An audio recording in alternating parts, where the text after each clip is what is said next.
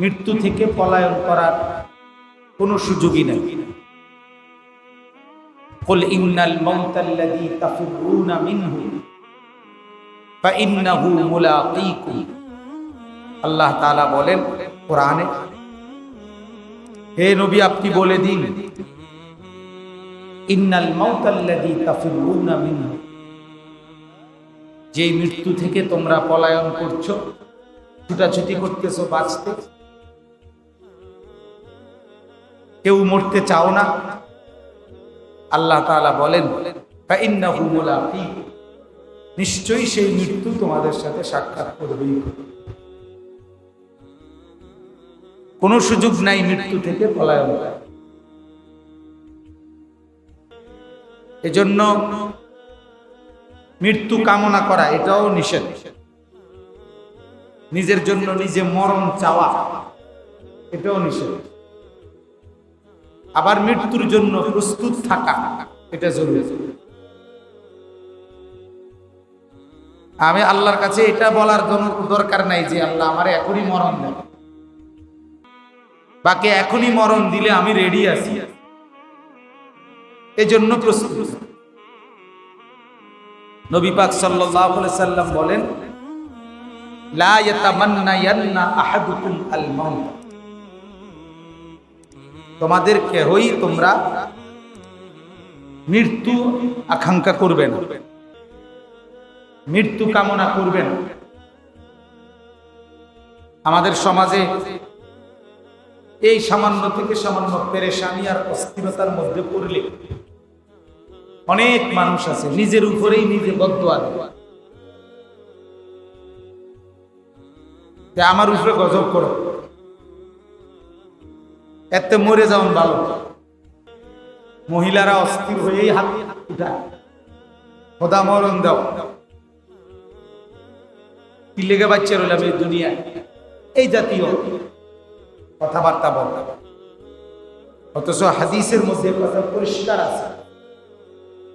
আল্লাহর নবী সাল্লাল্লাহু আলাইহি ওয়াসাল্লাম বলেন, লা তাদউ আলা আনফুসিকুম, তোমরা তোমাদের নিজের উপরে বদদুয়া দিও না।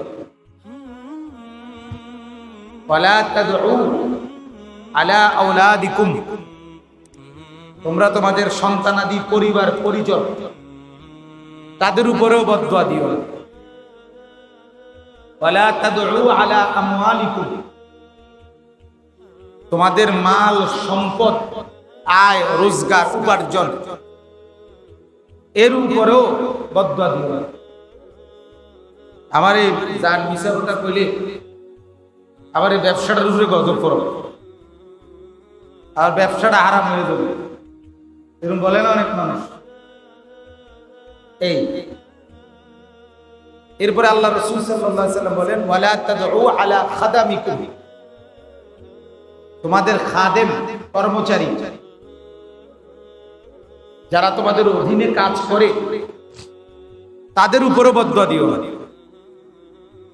কারো উপরেই বদদুয়া দিবা, নিজের উপরেও না, পরিবার পরিজনের উপরেও না, মাল সম্পদ আয় উপার্জনের উপরেও না, এমনকি কর্মচারী ভৃত্য অনুগত অধীনস্থ তাদের উপরেও বদদুয়া দিবা।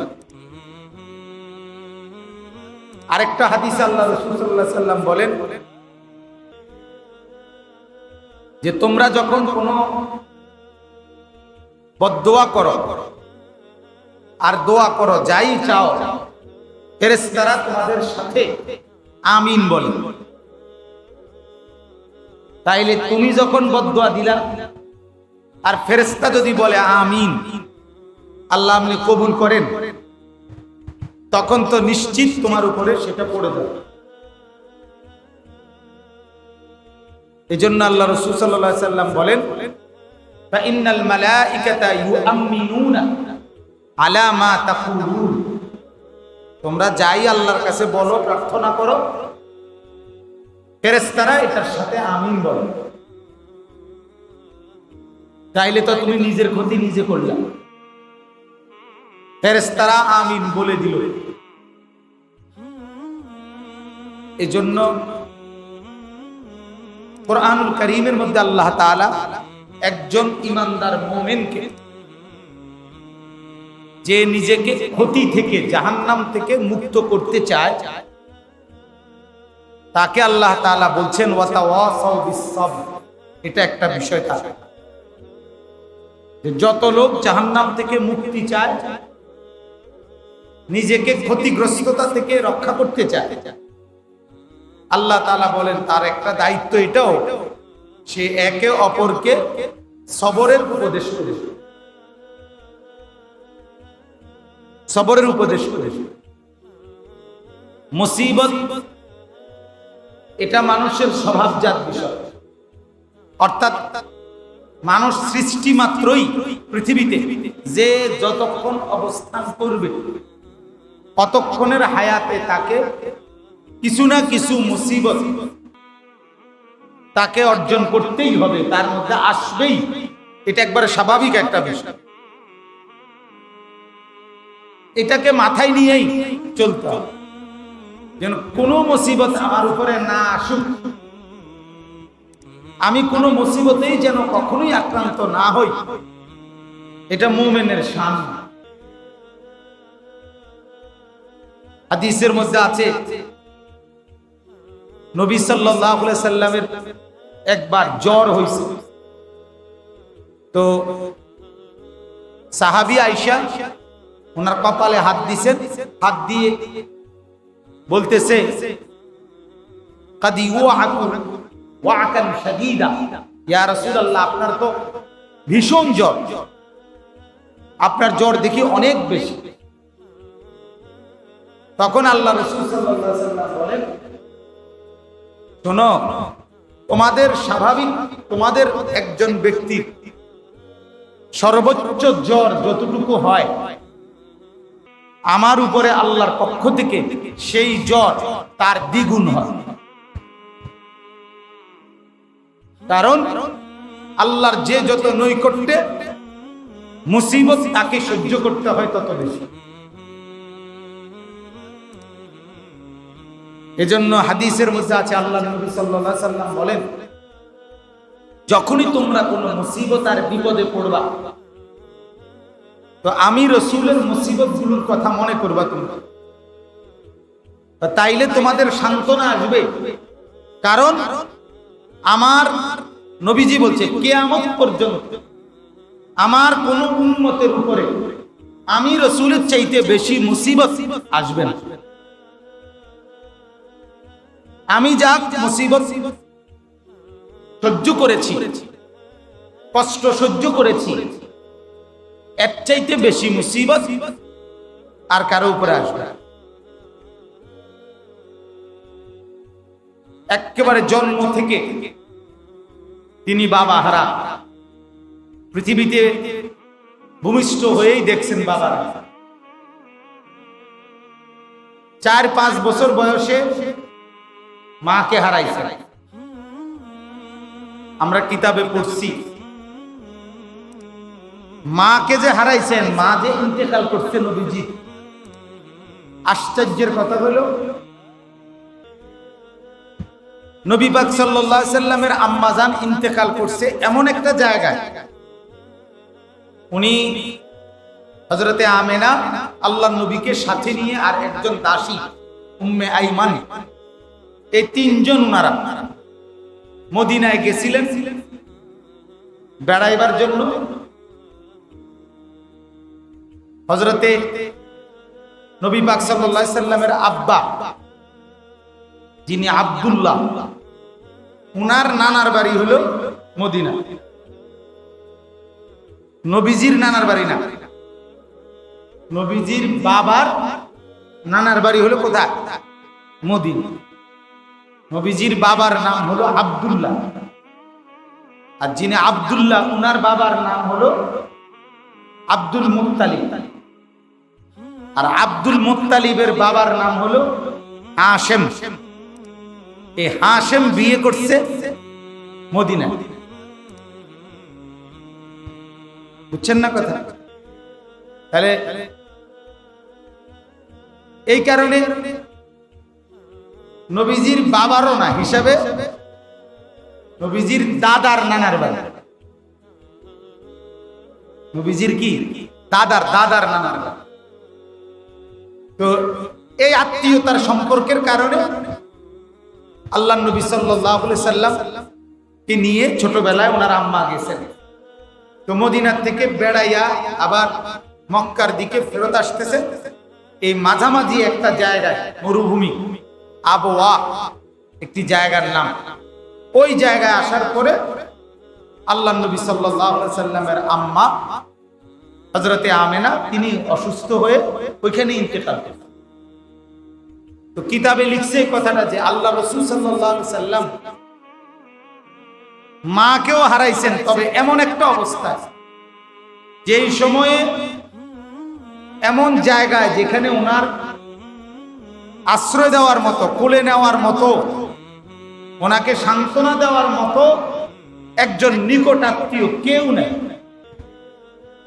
পথের মাঝখানে অর্থাৎ আল্লাহ তাআলা, কত মানুষেরই তো মা মারা যায়, কিন্তু মামা আছে, চাচা আছে, আরো লোকজন আছে তাৎক্ষণিক। কিন্তু রাসূল পাক সাল্লাল্লাহু আলাইহি সাল্লাম মাকে হারাইছেন ওই সময়, ওই জায়গায় যেখানে কেউ নেই, আপনজন বলতে কেউই নেই। আবার বয়স মাত্র 4 থেকে 5 বছর। এই কারণে বুঝাইলাম যে এরকম প্রত্যেকটা ক্ষেত্রে রাসূল পাক সাল্লাল্লাহু আলাইহি সাল্লামের মুসিবত গুলো অনেক বেশি ছিল, অনেক বেশি ছিল। এজন্য আল্লাহ নবী সাল্লাল্লাহু আলাইহি সাল্লাম বলেন যে আমার উম্মত তোমরা যখনই কোনো মুসিবতে পড়বা, আমার উপরে আরোপিত মুসিবত সেগুলো তোমরা মনে করবা, তাইলে তোমাদের সান্ত্বনা লাগবে, ভালো লাগবে, দিলের মধ্যে প্রশান্তি আসবে যে হায় আমাদের নবী তো এর চাইতে বেশি মুসিবত সহ্য করছে। তোমাদের কারো উপরে আমার চাইতে বেশি, আমি রাসূলের চাইতে বেশি মুসিবত আসবে না। এমনকি আল্লাহ নবী সাল্লাল্লাহু আলাইহি সাল্লাম বলেন হযরতে আদম আলাইহিস সালাম থেকে নিয়ে ঈসা নবী পর্যন্ত কোন নবীর উপরে এই পরিমাণ কষ্ট হয় নাই, মুসিবত আসে নাই আমি মুহাম্মদের উপরে যা হয়েছে। এই পরিমাণ কষ্ট এবং মুসিবত তিনি এই 23 বছর নবুয়তের যে সময়, ওই সময়টুকু এবং আগের সময় পুরা 63 বছরে তিনি সহ্য করেছেন। তাহলে আমার বলার উদ্দেশ্য হলো, মূল কথা শুরু করলাম এই কথার উপরে। গত জুমায়ও আমরা বলছি, আজকে আবারও বলতেছি, এই মুহূর্তে মুসিবতে সান্ত্বনা ছাড়া, এই মুহূর্তে সবর, এইটার আলোচনা, পর্যালোচনা পরস্পরের মধ্যে ছাড়া এর চাইতে উত্তম কোন প্রলেপ সান্ত্বনার কিছু নাই। আল্লাহ তাআলা কোরআনুল কারীমের মধ্যে বলছেন, এই আয়াতটাই আমি পড়ছি, আল্লাযীনা আমানু, হে ঈমানদারেরা, ইসবিরু, তোমরা সবর করো, ওয়াসাবিরু, এই দুইটা শব্দই বলা উদ্দেশ্য। আল্লাহ বলেন হে ঈমানদারেরা তোমরা সবর করো, ওয়াসাবিরু, এবং পরস্পরের মধ্যে সবরের প্রতিযোগিতা করো। শুধু সবর না, বরং কে কার চাইতে বেশি সবর করতে পারবা এটার প্রতিযোগিতা।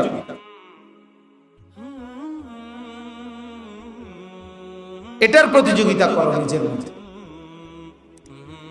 তাহলে আল্লাহ পাক রব্বুল আলামিন একজন ঈমানদারের জন্য মুসিবতের মুহূর্তে আল্লাহর পক্ষ থেকে সবচেয়ে বড় প্রেসক্রিপশন হলো সবর, সবর করা। আর আমাদের উপরে এখনো মুসিবত চলতেই আছে। প্রতিনিয়ত আমাদের আত্মীয় স্বজন, বন্ধু, নিকটজন, পরিচিত জন অসুস্থ হচ্ছে, মারাও যাইতেছে। এই কারণে আমরা আল্লাহ পাক রব্বুল আলামিনের পক্ষ থেকে আমাদের জন্য যেই পরামর্শ, প্রেসক্রিপশন, সবর, এটা সবাই সবার মধ্যে আলোচনা করা দরকার। সবরের তালিম, সবরের ওসিয়ত, সবরের উপদেশ একজন আরেকজনকে দেওয়া, এটা আল্লাহ বলছে যে এই ব্যক্তি জাহান্নাম থেকে মুক্তি চায়, ক্ষতিগ্রস্ততার থেকে যে বেঁচে থাকতে চায়, তার করণীয় কাজ ওয়াতাওয়াসাউ বিসসবর, যে পরস্পর পরস্পরকে সবরের ওসিয়ত করা। রাসূল পাক সাল্লাল্লাহু আলাইহি ওয়াসাল্লাম হাদিসের মধ্যে আছে, একদিন এক মহিলাকে দেখছেন কবরের মধ্যে মাথা রাইখা, কবরের উপরে সে কাঁদতেছে, তার নিকটজন কেউ মারা গেছে এই কবর। আল্লাহ রাসূল সাল্লাল্লাহু আলাইহি ওয়াসাল্লাম পিছন থেকে নবীজি সাল্লাল্লাহু আলাইহি ওয়াসাল্লাম বললেন, ইত্তাকিল্লাহ ওয়াসবিরি, হে আল্লাহর বান্দী, আল্লাহকে ভয় করো আর সবর করো। তখন ওই মহিলা মাথা না তুইলা, না তাকিয়ে, সে এমনিতেই বলে উঠছে, আপনি এখান থেকে যান, আপনার উপরে মুসিবত তো আর আসে নাই, আসছে আমার উপরে। তার মানে আপনি বুঝবেন কি আমার কষ্টটা। তো আল্লাহ রাসূল সাল্লাল্লাহু আলাইহি ওয়াসাল্লাম চলে গেছেন, সাথে সাথে অন্য কেউ ওই মহিলাকে বলছে, তোমাকে যিনি সবর করতে বলছিল তিনি কিন্তু রাসূলুল্লাহ সাল্লাল্লাহু আলাইহি ওয়াসাল্লাম। মহিলা তখন লাফ দিয়ে উঠছে, সাথে সাথে আল্লাহ রাসূল সাল্লাল্লাহু আলাইহি ওয়াসাল্লামের ঘরে হুজরায় জলদি গেছে, গিয়া বলছে, ইয়া রাসূলুল্লাহ লাম আরিফ কা, আমি আপনাকে চিনি না, এই জন্য আমি কথাটা বলে ফেলছি, আমি সবর করলাম। তখন আল্লাহ রাসূল সাল্লাল্লাহু আলাইহি ওয়াসাল্লাম তাকে বললেন, ইন্নামাস সাবরু ইনদা সাদমাতিল উলা, এই কথাটা বোঝেন। আল্লাহর নবী সাল্লাল্লাহু আলাইহি ওয়াসাল্লাম বলে, নিশ্চয়ই সবর ধরতে হয় মুসিবতের প্রথম পর্যায়ে। মুসিবত যখন আসে সবর ধরতে হয়, সবর করতে হয় তখনই। এটা কিতাবের মধ্যে লিখছে, চতুষ্পদ জন্তু এবং জানোয়ার, হাইওয়ান, সেও যখন বিপদ আর মুসিবতে পড়ে, বিপদ আর মুসিবত যখন চলে যায়, তখন সেও তৃপ্ত হয়ে যায়, পেরেশানি মুক্ত হয়। কিন্তু একজন ঈমানদার, তার পার্থক্য হলো এই, সে মুসিবতের প্রথম অবস্থায় সবর করবে। মুসিবত যদি শেষই হয়, এখন আপনি সবর করলে কোনো লাভ নাই, এখন তো মুসিবত গেছেই গা। এই জন্য সবরের যে নেকি, ধৈর্য ধরার যে সওয়াব, ওইটা পাইতে হইলে মুসিবতের প্রথম পর্যায়ে কি করতে হবে? সবর করতে হবে। কিতাবে একটা সুন্দর আশ্চর্য কথা লিখছে যে পৃথিবীতে সব কিছু ছোট থেকে বড় হয়, গাছ, মানুষ, মনে করেন এগুলো ছোট থেকে কি হয়, ধীরে ধীরে বড় হয়। মুসিবত একমাত্র এমন জিনিস যেটা বড় থেকে ধীরে ধীরে ছোট হয়, ঠিক না? মুসিবত প্রথম কি বড় আকারেই দেখা দেয়, পরে যে কোনো মুসিবতেই ধীরে ধীরে কি হয়ে যায়, ছোট হয়ে যায়, কমে যায়, পেরেশানিটা কমে যায়। অতএব মুসিবত ধীরে ধীরে ছোট হয় বড় থেকে। এজন্য প্রথম ক্ষেত্রেই, প্রথম পর্যায়ে সবর করা উচিত। সবরের চেষ্টা নিজের ভিতরে আনা, এটা করা উচিত। এজন্য যখনই যার বিপদের খবর, যে যেখানেই আক্রান্ত, যে যেখানেই অসুস্থ, যারই যেই সমস্যা, এই মুহূর্তে মুসিবতে, এই করোনায়, এই মহামারীতে, প্রত্যেকেই একে অপরকে শুনবার সাথে সাথেই এই কথা মনে করাই দিতে হবে যে ভাই বা বন্ধু বা মা বা বোন, প্রথমেই বলতে হবে কোনো অভিযোগ না করে আল্লাহ তাআলার নিকট সবর করো, এটা মনে করাই দিবেন। ইন্না লিল্লাহ বারবার পড়বেন, সবরের কথা মনে করাই দিবেন। সবর ছাড়া এই মুহূর্তে মুমিনের সান্ত্বনার আর কোনো কিছু নাই।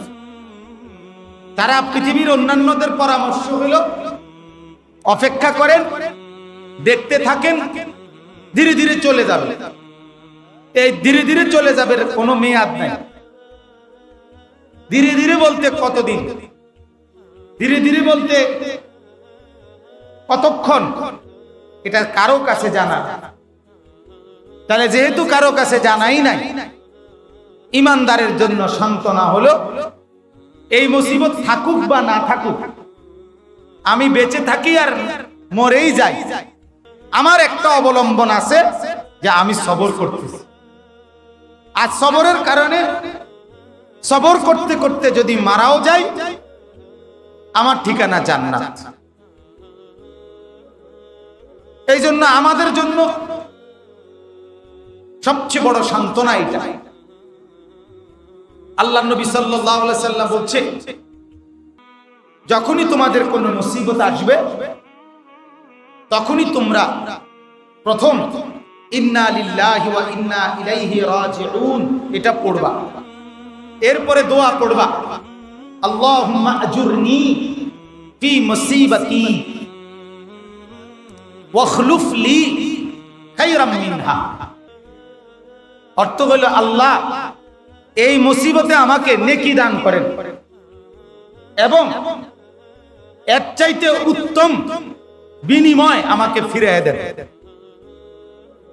মানে এখন যে মুসিবতে আমি সবর করতেছি, মাওলা এর চাইতে উত্তমটা আমাকে ফিরিয়ে দেন। এই হাদিসের একটা আশ্চর্য ঘটনা শুনেন। এই দোয়াটা একটা সুন্দর ঘটনা আছে, ছোট্ট। নবী পাক সাল্লাল্লাহু আলাইহি ওয়াসাল্লাম, নবীজির একজন স্ত্রীর নাম হলো উম্মে সালামা। উম্মে সালমা বলি আর কি আমরা, উম্মে সালামা রাসূল পাক সাল্লাল্লাহু আলাইহি ওয়াসাল্লামের স্ত্রীর নাম। উনার আগের যে স্বামী, এই স্ত্রী, উনার নাম ছিল আবু সালামা। তো উনার আগের স্বামী আর উনি দুইজনই আল্লাহর নবী সাল্লাল্লাহু আলাইহি সাল্লামের সাহাবী ছিলেন, মুসলমান হয়েছেন নবীজিরা। এমনকি আবিসিনিয়া, মক্কা থেকে মদিনায় হিজরতের আগে সাহাবায়ে কেরাম, কিছু সাহাবী আবিসিনিয়া নামক এক এলাকায় হিজরত করছিলেন।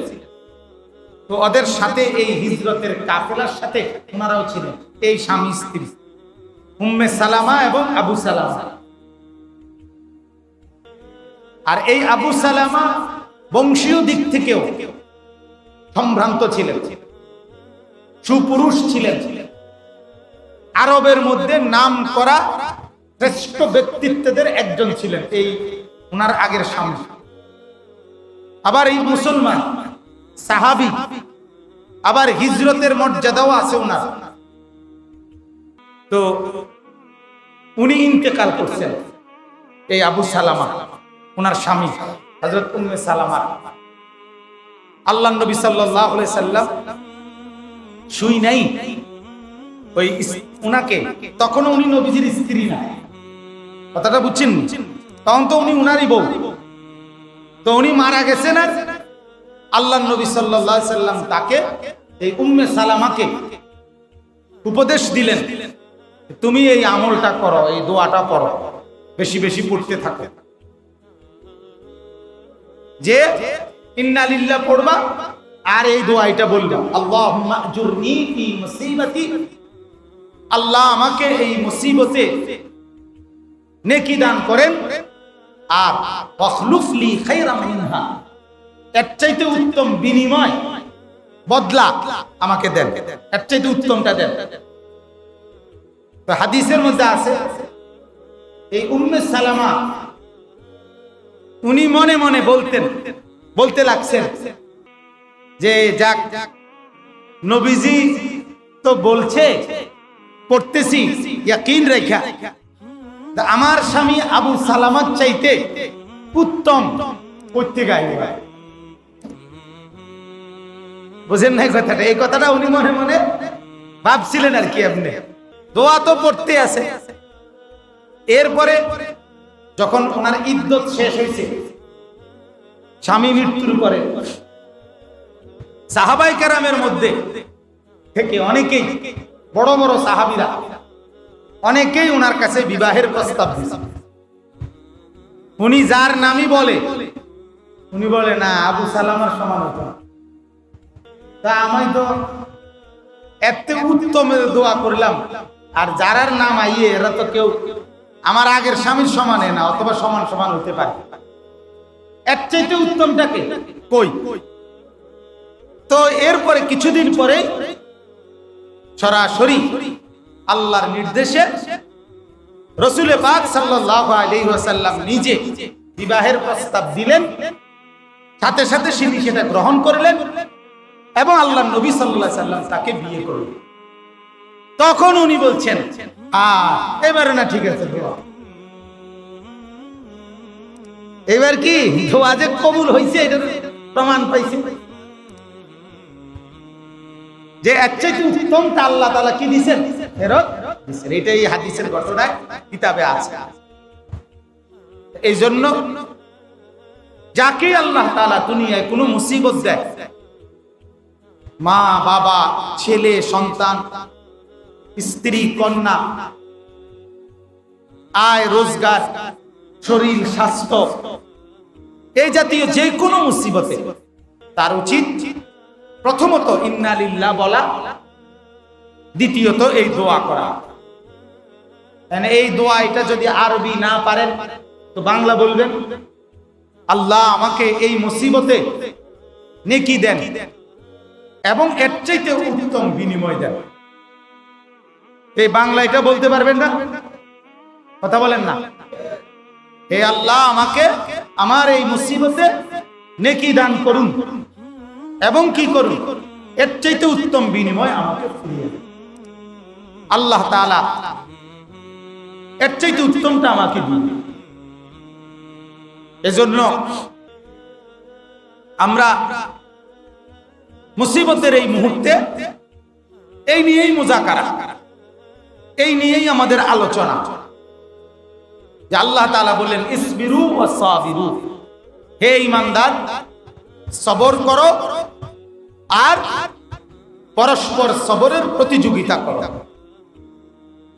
কে কত বেশি সবর করতে পারে মুসিবতের এই মুহূর্তে। কত মানুষের ছোট ছোট বাচ্চাও মারা যাইতেছে, 7-8 বছর 10 বছর বয়সীও। স্বাভাবিকভাবে হসপিটালগুলোতে মানুষের হাহাকার চলতেছে। যে যেখানে মুসিবতে আছে সেই কেবল বুঝতেছে মুসিবত কাকে বলে, পেরেশানি কাকে বলে। কিন্তু এই ক্ষেত্রে সবাই আমরা যে যাকে চিনি প্রত্যেকের ক্ষেত্রে সবরের উপদেশ দিতে হবে। এবং আরেকটা জরুরি বিষয় হলো ইয়াদাতুল মারিজ, রোগীর শুশ্রূষা করা, রোগীর সেবা করা, অর্থাৎ অসুস্থ রুগ্ন ব্যক্তির পাশে দাঁড়ানো, যে কোনো রকমই হোক। ডাক্তারি নির্দেশনা সেটা ঠিক রেখেই আপনি একজন রোগীর জন্য, অসুস্থ ব্যক্তির জন্য সান্ত্বনা দেওয়া, আর্থিক কোনো সহযোগিতা করা, তার পরিবারকে সান্ত্বনা দেওয়া, তাদের নিয়মিত খোঁজ খবর রাখা, যে কোনো মাধ্যমে আপনি ইয়াদাতুল মারিজ বলা হয় এটা, রোগীর সেবা শুশ্রূষা, তার খোঁজ খবর পরিচর্যা করা, এটা একজন মুসলমানের উপরে আরেকজন মুসলমানের হক। পরিষ্কার হাদিস, আল্লাহ রাসূল বলছেন এক মুসলমানের উপরে আরেক মুসলমানের কিছু হক আছে, অধিকার। যেমন সালাম দিলে সালামের জবাব দেওয়া, রাদ্দুস সালাম, সালামের জবাব দেওয়া। এরপরে হাঁচি দিয়ে কোন ব্যক্তি আলহামদুলিল্লাহ বললে তার জন্য ইয়ারহামুকাল্লাহ বলা, এটা হক। এটা আপনার কাছে আমি পাও না। এরপরে ইত্তিবাউল জানাইজ, জানাজার নামাজে শরীক হওয়া। এরপরে ইয়াদাতুল মারিদ, অসুস্থ ব্যক্তির শুশ্রূষা করা, এটা একটা হক। বিখ্যাত একটি হাদিসের মধ্যে আছে, আপনারাও শুনছেন অনেকেই, হাসরের ময়দানে আল্লাহ তাআলা সরাসরি বান্দাকে বলবে, কোন কোন বান্দাকে, মারিতু ফালাম তাউদিনি, হে আমার বান্দা, আমি অসুস্থ হয়েছিলাম কিন্তু তুমি তো আমার শুশ্রূষা করলা না, তুমি তো আমার খোঁজও নিলা না। তখন বলবে, এই বান্দা বলবে, আয় আল্লাহ, আপনি এটা কি বললেন? আপনি অসুস্থ কখন হইলেন? আর আমি বা আপনার কি সেবা করব? আনতা রাব্বুল আলামিন, আপনি তো तमाम আলমের পালনেওয়ালা, আপনি অসুস্থ হবেন কেন? আর আমি বা আপনার কি সেবা করব? বুঝলাম না। আল্লাহ তাআলা বলবেন, পরিষ্কার হাদিস, আমার একজন বান্দা অসুস্থ হয়েছিল, তুমি যদি তার সেবা করতে, তার খোঁজ খবর নিতা, সেটা যেন আমি আল্লাহকেই সেবা করা হতো। তাহলে বোঝা গেল এর সাথে সরাসরি আল্লাহর রহমত থাকে, সরাসরি। এই কারণে এটা খুব গুরুত্বপূর্ণ বিষয়। আমরা শুধু অসুস্থ ব্যক্তির খোঁজ খবর নেওয়ার চাইতেও আমাদের ফিকির হলো টেলিভিশনের খবর নেওয়া, এটা হলো আমাদের বেশি চেষ্টা। সবার নজর শুধু টেলিভিশন, সারা পৃথিবীর করোনার পরিস্থিতি কি এইটা খবর নিতেছে। সারা পৃথিবীর করোনার পরিস্থিতি খবর নিয়ে আপনি কি করবেন? এরপরও আচ্ছা জানলেন, ভালো কথা, আপনার চতুর্পাশের মানুষের জন্য, বিপদগ্রস্তদের জন্য আপনি কি করলেন? এই যে মাস্ক দিলে, আজকেও দিয়েছে কি বন্ধু ফাউন্ডেশন না যেন গ্রুপ, আমাদের ইকবাল ভাই তারা আরো মিলে গত সপ্তাহেও দিচ্ছেন। ভালো উদ্যোগ, ছোট্ট হইলেও একটা ভালো কাজ, আরো ভালো কাজ করা দরকার। নিজেদের মধ্যে যে যেভাবে একত্রে হোক, একাকী হোক, যেখানেই মানুষ এই মুহূর্তে নিজের পরিচিত হোক, এলাকাবাসী হোক, মহল্লাবাসী হোক, সবার আয় কম, উপার্জন কম, ঠিক আছে, কিন্তু এরপরও জীবন তো চলতেছে। জীবনের এই চলমান ধারা থেকেই 10 টাকা 100 টাকা আলাদা করে মানুষের পাশে সহযোগিতা করা দরকার। আমাদের মসজিদ মনে করেন, এই মসজিদেরও তো অনেক আয় আছে। এই মসজিদ 3 তলা হবে, ছাদ হবে, টাইলস হবে, ভিতর বাহির আরো দামি পাথর লাগানো হবে। এগুলো তো সব শৌখিন। এগুলা জরুরি না, কথা বুঝেন নাই আপনি? কিন্তু অভাবী মানুষের পাশে দাঁড়ানো, অসুস্থ মানুষের পাশে মসজিদওয়ালারা ইচ্ছা করলে, মসজিদ কমিটি ইচ্ছা করলে 10,000 টাকার সহযোগিতাও ইচ্ছা করলে করতে পারে। এটা অনেক বড় উপকার হবে। সব টাকা টাইলসের জন্য জমা রাখা, 3 তলা পর্যন্ত নিয়ম মাফিক মুসল্লি সব পুড়ে যাবে, আরো সময় লাগবে। কথা বোঝেন না? ফজরের নামাজে আপনি 3 তলা পর্যন্ত লোক হয় না হুজুর?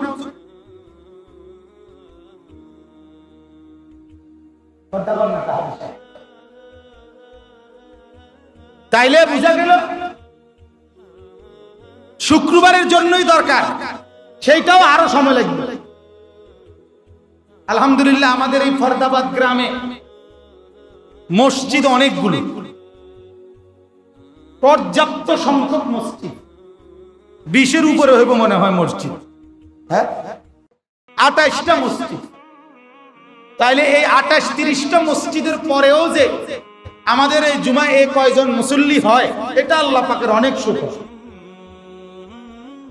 কথা বুঝছেন না? আমি বুঝাইতে চাইতেছি বিষয়টা নিয়ে। আমরা নিজেরাও আলহামদুলিল্লাহ, আমি আমার অঞ্চলে ছোট্ট পরিসরে হলেও চেষ্টা করতেছি বারবার, দফায় দফায়। এবং আগামীকাল শনিবার থেকে প্রায় 7টা মসজিদ ঠিক করছি, কথাবার্তা বলতেছি। 3টায় বলা হয়েছে যে আমার মাদ্রাসা থেকে 15 জন হাফেজ ফি সাবিলিল্লাহ, শুধুমাত্র সওয়াবের আশায় খেদমত হিসাবে আসরের নামাজ একটা মসজিদে গিয়ে পড়বে, 2 পারা করে 1 খতম কোরআন শরীফ পড়বে। 15 জন 30 পারা হবে। আর মাগরিবের নামাজ এরপর আমি নিজে সহ থাইকা ইনশাআল্লাহ ওই মসজিদে দোয়া করব এই মহামারী, এই পেরেশানির জন্য। আলহামদুলিল্লাহ আজকে সকালেও এটা নিয়ে কথা বলছি। তো এই ছাড়াও প্রত্যেকে আমাদের এখানেই যারা আছেন এই ফরদাবাদ গ্রামে, রাজনৈতিক নেতারাই শুধু সাহায্য করবে, মেম্বার হইতে চাই যিনি উনি শুধু সহযোগিতা করবে, হ্যাঁ শুধুমাত্র, এটা তো ইনসাফের কথা না। এই মুহূর্তে এটা রাজনীতির অংশ না, এই মুহূর্তে এটা দলীয় কোনো অংশ না। এই মুহূর্তে এটা প্রতিটা ইমানদারের একজন আরেকজনের প্রতি আন্তরিকতার বিষয়। এই জন্য যার যার সাধ্যানুপাতে নিজেরাই পরামর্শ করে। যুবক শ্রেণী আছেন, এই যুবক বন্ধু যারা 20 জন যুবক, আপনারাই 1000 টাকা করে দেন, দিয়া আপনারা তাৎক্ষণিক ফান্ড করে 20,000 টাকার কোনো উপকার হবে মানুষের, এই অসুস্থ এই মুহূর্তে এই মহামারী, এরকম খুঁজে খুঁজে বিপদগ্রস্ত মানুষকে সহযোগিতা করে। আমার একজন লোক, ঘনিষ্ঠ মানুষ, এই গত জুমায় যার জন্য আমি নাম ধরে দোয়া করছিলাম, সায়েম, আমার খুব নিকটতর, শনিবার দিন মানে জুমা এখানে দোয়া করে গেছি, শনিবার দিন রাত 9টায় মারা গেছে। ইন্না লিল্লাহি ওয়া ইন্না ইলাইহি রাজিউন। তো তার ছোট ছোট 3টা মেয়ে, একটা ছেলেও নাই। কথা বুঝছেন না? ছেলেও নাই। তাইলে কেমন অসহায় হয়ে গেল পরিবারটা। এই মহিলাটাও বা কি পরিমাণ অসহায় হয়ে গেল। বড় মেয়েটারই বয়স 7 বছর, আর গুলো আরো ছোট ছোট। তো পরে আমি খবর নিলাম যে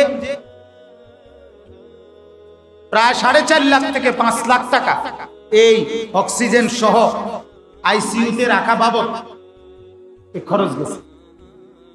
পরে গতকালকের আগের দিন তার বড় ভাইরে খবর দিয়ে আইডা আমি বলছি যে আগামী কয়েকদিন পর যে কোনো একদিন আমি আমার সুবিধা মতো এই ভাইয়ের কথা, আমার মাদ্রাসায় অনেক সহযোগিতাও করছেন আগে, আমাদের মহল্লার, আমার মাদ্রাসা মহল্লার।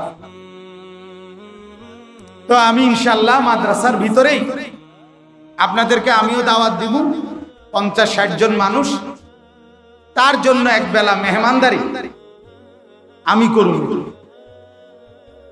সে খুব খুশি হয়েছে। আমার কথা হলো, আমি এটা বোঝানোর উদ্দেশ্য হলো এটা, যে এটা শুধু রাজনীতি না, এটা শুধু ক্ষমতার বিষয় না, এটা মানবতার বিষয়। প্রত্যেক এলাকায়, যে আজকে এখন আসার একটু আগে কাজল মাস্টার সাহেব ফোন দিলেন, চেয়ারম্যান সাহেব অসুস্থ। শুনছেন আপনারা? আপনাদের চেয়ারম্যান সাহেব অসুস্থ। উনি বিশেষভাবে ওনার জন্য দোয়া চাইছে, আল্লাহ তাআলা যেন পূর্ণ শেফা করে দেন। তাহলে আজকে ধনাঢ্য বলেন, সাধারণ জনগণ বলেন, রাজনৈতিক ব্যক্তিবর্গ বলেন, যে যেখানে আছে সবার মধ্যে মুসিবত চলতেছে। আর একটা দেশে যে পরিমাণ অসুস্থ, ওই পরিমাণ আইসিইউ, ওই পরিমাণ অক্সিজেন ব্যবস্থা করা আমাদের মতো বাংলাদেশের কষ্টকরী ব্যাপার। চা দোকানে বসে বসে বলা যায় অনেক কিছু, বুঝেন নাই কথা?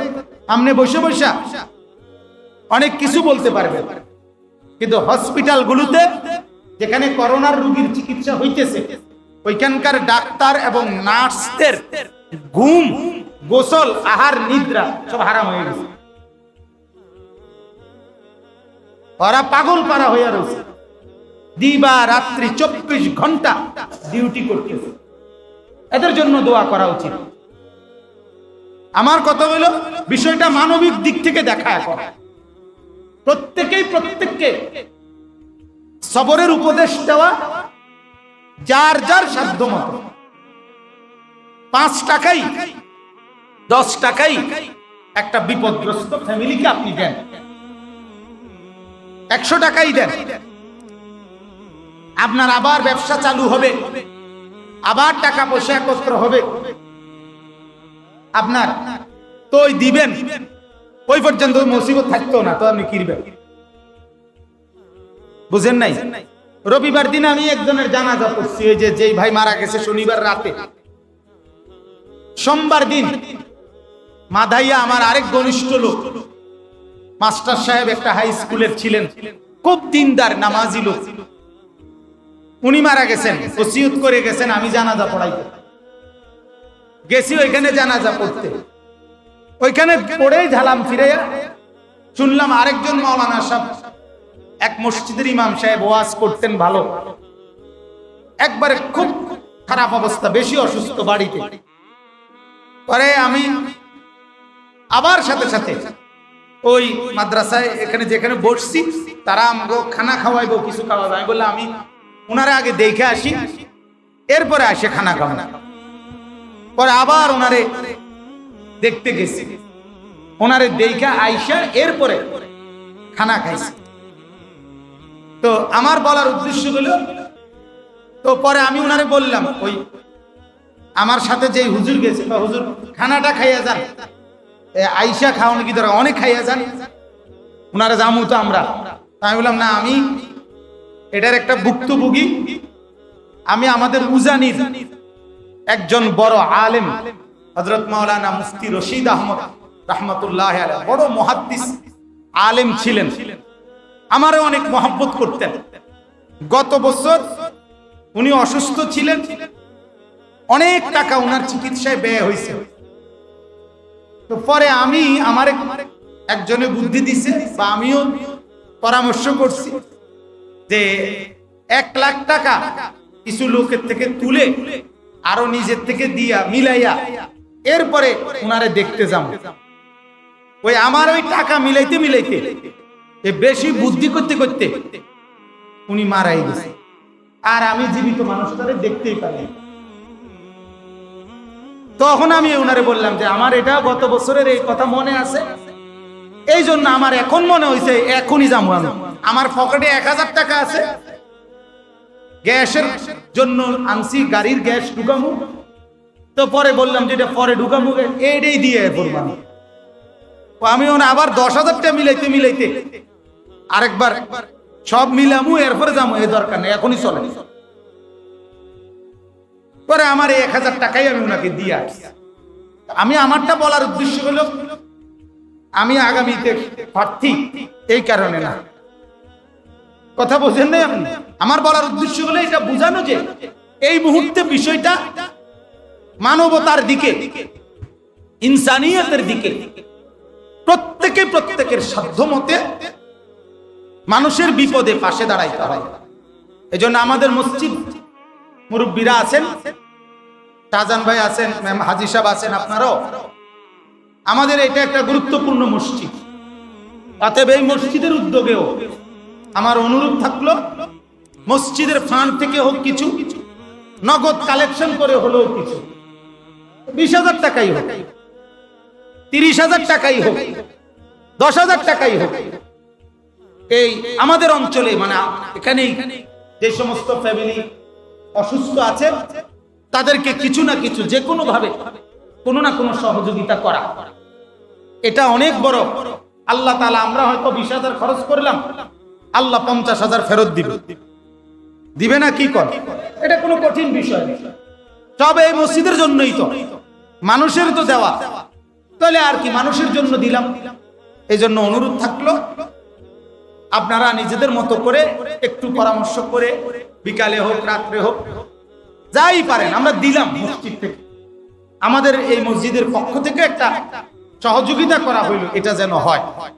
এবং আপনারা যারা যুবক শ্রেণী আছেন, তারা 10 জন হোক 20 জন হোক, আপনাদের কাছে অনুরোধ করছি, দোস্ত এই মুহূর্তে মোবাইলে টাকা কম ঢুকান, এই মুহূর্তে এমবি কম ঢুকান, এই মুহূর্তে মোবাইলে খোঁজ খবর, এই ফেসবুক ইউটিউব কম চালায়া ওইখান থেকে 10 টাকা 50 টাকা একত্র করে আপনারা 5,000 10,000 টাকাও বিপদগ্রস্ত মানুষের কাছে সহযোগিতা করেন, দেখবেন বরকত হবে। অভাবী মানুষকে দিলে, রুগ্ন অসুস্থ মানুষকে দিলে আল্লাহ বরকত দিবে। এজন্য আমি এটা উদাত্ত আহ্বান জানাইলাম। এটা একজন মুসলমানের কাছে আরেক মুসলমানের হক, একজন আরেকজনকে সবরের উপদেশ করেন, প্রত্যেকেই সবরের প্রতিযোগিতা করেন এবং বিপদগ্রস্ত এই মুহূর্তে মানুষের পাশে যার যার সাধ্য মতে, কম হোক আর বেশ, অভাব থাকবে, লকডাউনের কারণে কামাই নাই, রোজগারি নাই, এগুলো বললা মনের সান্ত্বনা দিয়েন। এটা আপনারা আমি 10 লাখ টাকা দিতে বলি না, 10,000 টাকা দিতে বলি না, কিন্তু আপনার স্বাভাবিক আয় থেকে কিছুই দেন, কিছু মিলাইলে অনেক উপকার হবে। এবং ইনশাআল্লাহ মসজিদেরও যারা আসছেন বসছেন এখানে, ইনশাআল্লাহ আমার একটা আবদার, আপনারা, আমি আমার থেকে, আমি ওনা করে জিগাইয়ে বলি নাই, আমার মনের আবেগে আমি বলছি যে আজকে মসজিদের যে কালেকশনটা, এইটা মসজিদে না নিয়া আপনারা সবাই যার যার তৌফিক মতে একটু বাড়াইয়া এখনই উপস্থিত দিবেন। দিলে ইনশাআল্লাহ এইটাই যতটুকু হয় ততটুকু মসজিদওয়ালার সাথে আরো কিছু মিলাইয়া আপনারা এই সহযোগিতাটা করেন। এটা হয় না মানে এক জুমার আজকের টাকাটা আমরা মসজিদে পান্ডে না নেই, কি কোন শাহজাহান ভাই? হ্যাঁ বলছে, কইছে ঠিক আছে, ঠিক আছে ইনশাআল্লাহ। সবাই মিলে যার যার পকেটে হাত দেন, ওঠেন, কয়েক ভাই ওঠেন, আগে কালেকশন হোক, এরপরে সুন্নত পড়বেন।